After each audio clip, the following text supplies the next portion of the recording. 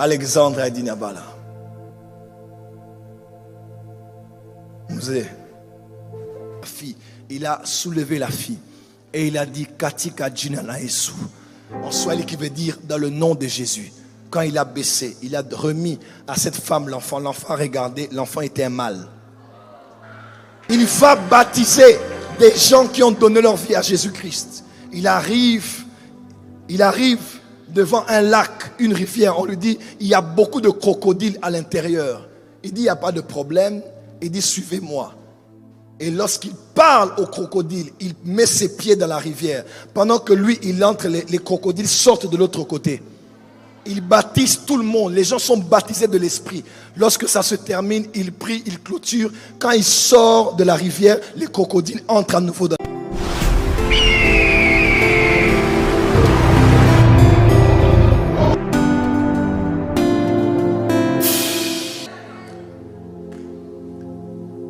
Alexandre Aïdini.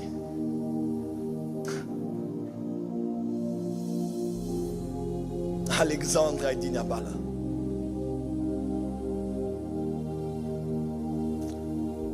Alexandre Aïdini Abala.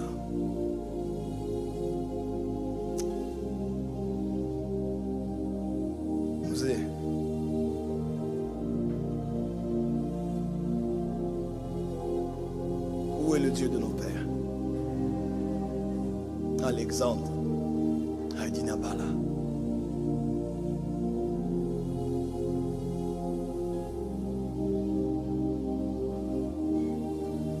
Alexandre Aïdini Abala.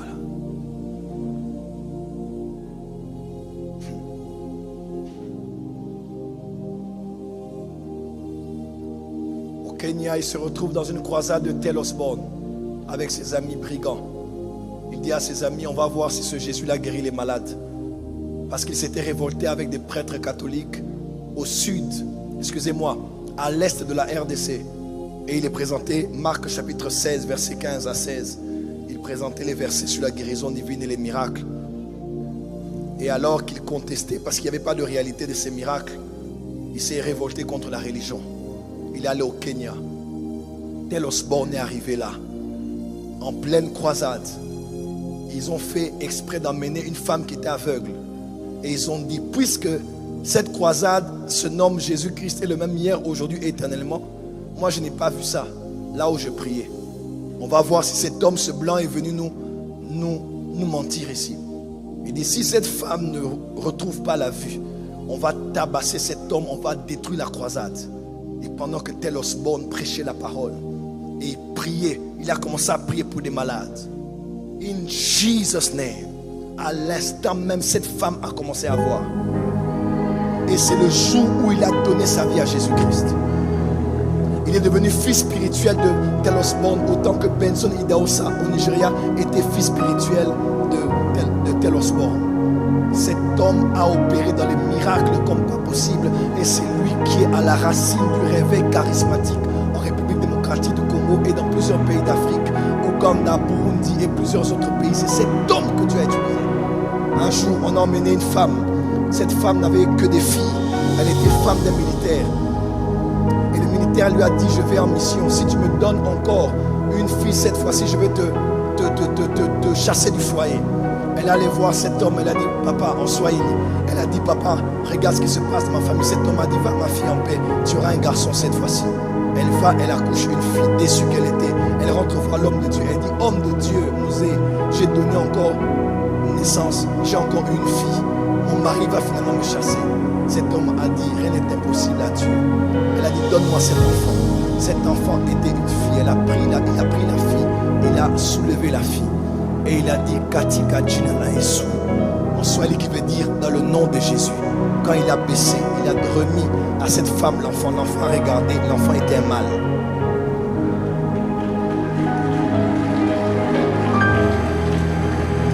Il va baptiser des gens qui ont donné leur vie à Jésus-Christ. Il arrive devant un lac, une rivière. On lui dit, il y a beaucoup de crocodiles à l'intérieur. Il dit, il n'y a pas de problème. Il dit, suivez-moi.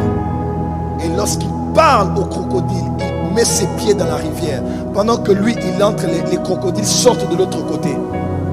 baptise tout le monde. Les gens sont baptisés de l'esprit. Lorsque ça se termine, il prie, il clôture. Quand il sort de la rivière, les crocodiles entrent à nouveau dans la rivière. Cet homme est mort en Afrique du Sud. C'est une histoire connue. Le jour où cet homme mourait, les morts ressuscitaient dans l'hôpital où il était, et tous les malades qui étaient dans l'hôpital étaient guéris. En Afrique du Sud, une histoire connue. On a exposé son corps au jardin botanique en RDC. Et alors qu'on avait son cercueil et on l'a mené vers sa dernière demeure, un paralytique était là. Il a dit: Mouzé, je n'ai jamais été guéri. Moi je prie à Nzambe Malamu, c'est l'église, Dieu est bon. Il dit: je n'ai jamais été guéri.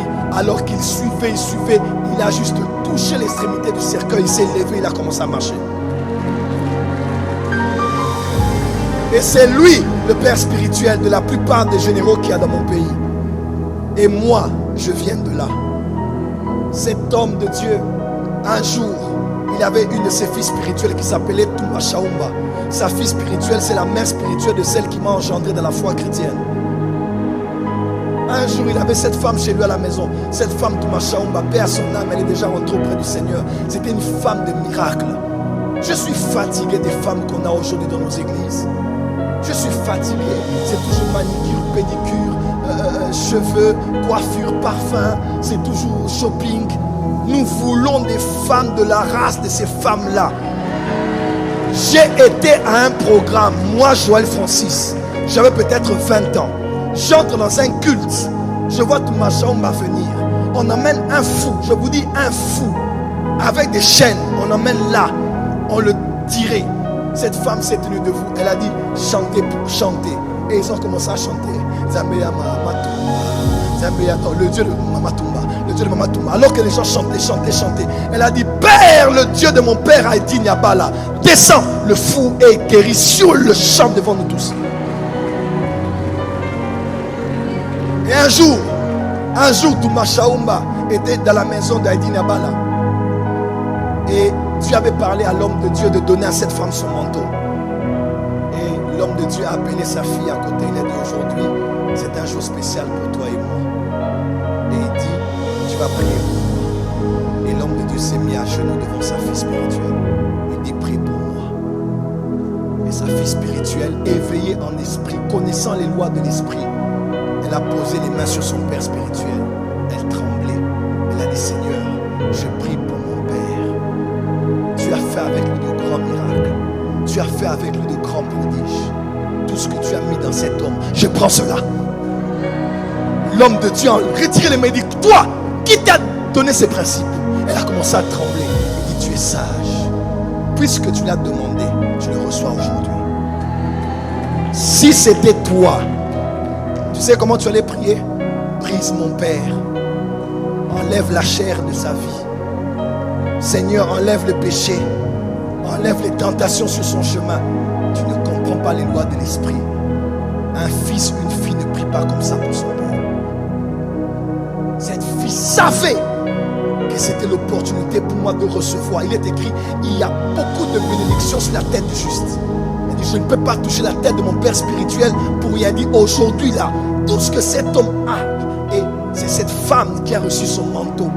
Et elle a prié pour ma mère qui m'a engendré dans la foi. Et moi je suis de cette lignée là. Quand cet homme mourait, j'ai eu des larmes tout à l'heure, parce que quand cet homme mourait, il était mort. Quelque temps après, ma mère peut se rappeler. J'ai une vision dans laquelle j'ai vu cet homme marcher alors qu'il marchait avec une foule de personnes. Et alors qu'il marchait, il a rencontré en face de lui une comme ça se passe beaucoup en Afrique. On allait enterrer quelqu'un, il y avait un cercueil, on accompagnait le cercueil. Ça se passe beaucoup en Afrique comme ça. Et il est venu avec son cortège, il a arrêté le cortège, il a dit: déplacez-vous, les gens sont déplacés. Il a touché, il a dit: lève-toi. Et l'enfant était ressuscité. Et moi j'étais avec ma mère dans la vision et je regardais de loin. Je ne l'avais jamais vu, mais je savais dans mon esprit que c'était Haïti Niabala. Ma mère m'a dit dans la vision: va, il va prier pour toi. J'ai dit: maman, il est déjà mort. Elle dit: non, va, il va prier pour toi.